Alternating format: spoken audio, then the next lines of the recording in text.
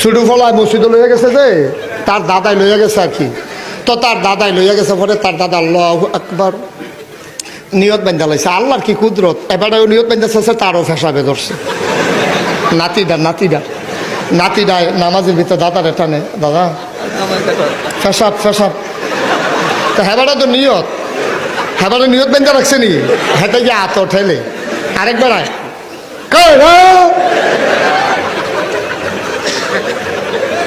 তারে যে তুমি ধমকটা দিলা, তা যে কানতে কানতে বাইক গেছে, এখন মসজিদ দেখলে তো সাবরা খাইয়া উঠে।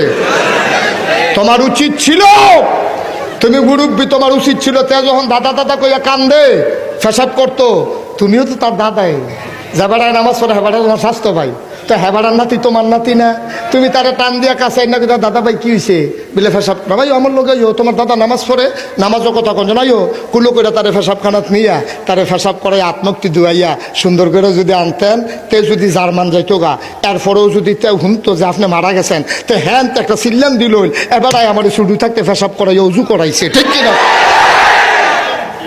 আমরা দোয়া নিতাম হিকছি, খালি দম খাইছে হিকছে।